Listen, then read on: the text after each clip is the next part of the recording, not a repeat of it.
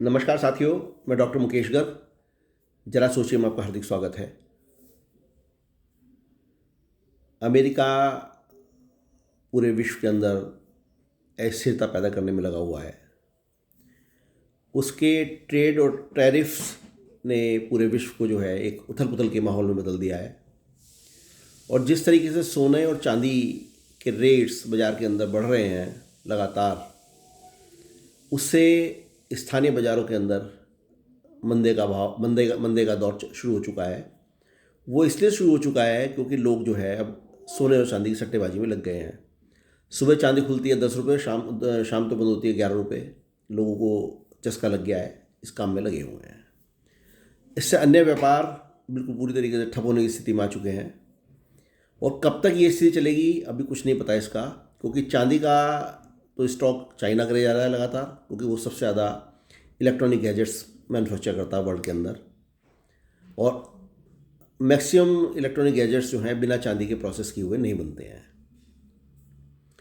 सोने की खरीदारी में पूरा विश्व लगा हुआ है। वो इसलिए लगा हुआ है क्योंकि ये ही एक ऐसी धातु है, पीली धातु जिसको बोलते हैं, येलो मेटल, जिसकी वजह से जिसको जो है अंतर्राष्ट्रीय किसी भी मुद्रा के अंदर कन्वर्ट किया जा सकता है, कभी भी कैश कैश कैश मूवमेंट पे।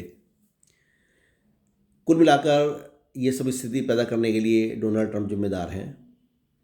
और उन्होंने जो भारत के ऊपर 50% टैरिफ थोपे हैं रशिया से तेल बंद करने के नाम पर, तेल ना बंद करने के नाम पर, ये टैरिफ जो हैं अब खुद ट्रंप के लिए गले की फांस बन चुके हैं। क्योंकि भारत ने तो रशिया से तेल खरीदना बंद किया नहीं है, उल्टा अमेरिका से आयात होने वाली दालों पे जो 30% टैरिफ भारत में लगाया गया था, जिसका बिल्कुल भी आगाज़ प्रधानमंत्री मोदी ने देश को नहीं होने दिया। और इससे अमेरिका के किसानों की कमर टूटने की नौबत आ गई है। क्योंकि भारत पूरे विश्व के अंदर सबसे बड़ा दाल उपभोक्ता देश है और जिसकी कंजम्पशन 27% है पूरे विश्व के अंदर। यानी 100% के अंदर में से 27% भारत के पास है और 73% में पूरा विश्व है, जिसमें लगभग 200 सवा 200 देश हैं। ऐसी स्थिति में अमेरिका के जो दालें थी, जिसमें मटरा, अरहर, मसूर, इस तरह की जो दालें वहाँ से इंपोर्ट होती थी, उन दालों पर 30% टैरिफ लगा दिया गया है। और भारत में वो दालें इतनी महंगी हो गई हैं कि उसके लिए भारत ने सब्स्टिट्यूट पैदा कर लिया है कनाडा को। अब कनाडा जो है भारत को सबसे ज़्यादा दालें एक्सपोर्ट कर रहा है। यानी इंडिया में जो सबसे ज़्यादा दालें इंपोर्ट हो रही हैं वो कनाडा से हो रही हैं। अमेरिकन दालें इंपोर्ट होना बंद हो गई। वहाँ का किसान जो पहले से ही मक्का की और सोयाबीन की खपत के लिए परेशान था, भारत का मार्केट खोलने की मांग कर रहा था, वो अब दलहन के मार्केट से भी इतना परेशान हो चुका है कि वहाँ का किसान इस समय अपना कर्जा और खर्चा पूरा करने में असमर्थ हो रहा है। और वहाँ के जो उनकी जनप्रतिनिधि सीनेटर्स हैं, उनके माध्यम से वो पत्र लिखवा रहे हैं ट्रंप साहब को।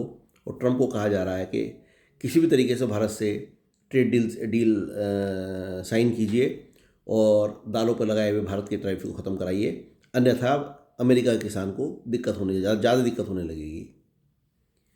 इस घटना से भारत को एक नैतिक समर्थन मिला और भारत किसी भी तौर पे अभी अमेरिका के सामने झुक नहीं रहा है। ना ही वो रूस से सस्ता तेल खरीदने से बाज आ रहा है और ना ही वो आएगा। लेकिन ऐसा हो सकता है कि अमेरिका अपने किसानों की परेशानी को दूर करने के लिए भारत में से 25% टैरिफ कम कर दे और भारत से निवेदन करे कि वो दालों से टैरिफ हटा ले। कुल मिलाकर आज भारत जो है विन विन स्टेज के अंदर है। और ये सिर्फ इस चीज़ का नतीजा है कि हम अनड्यू अमेरिका के सामने नहीं झुके। इसे मैं भारत की एक मजबूत विदेश नीति कहूँगा, इसे मैं भारत की एक मजबूत आयात नीति कहूँगा और भारत की एक बढ़ती हुई प्रभुसत्ता का भी मैं इसमें कहने से नहीं चूकूँगा कि हमारे प्रधानमंत्री और हमारा जो इस समय शासन तंत्र चल रहा है, उसने भारत की इमेज को पूरे विश्व के अंदर एक मजबूत इमेज के रूप में प्रस्तुत किया है। और जिस तरीके से मात्र 1.5 घंटे के लिए यूएई के प्रेसिडेंट भारत आए और गुपचुप ट्रेड डील्स करके चले गए, वो भारत के पड़ोसी देश जो मुस्लिम देश हैं उनको चौंकाने के लिए काफ़ी है कि जिस यूएई से वो मदद की उम्मीद लगाए रहते हैं, वो अचानक वहाँ का प्रेसिडेंट उठ के आता है भारत और 1.5 घंटे मोदी जी से बात करके चला जाता है। इसका मतलब कहीं ना कहीं कुछ ना कुछ लोचा है, जरा सोचिए।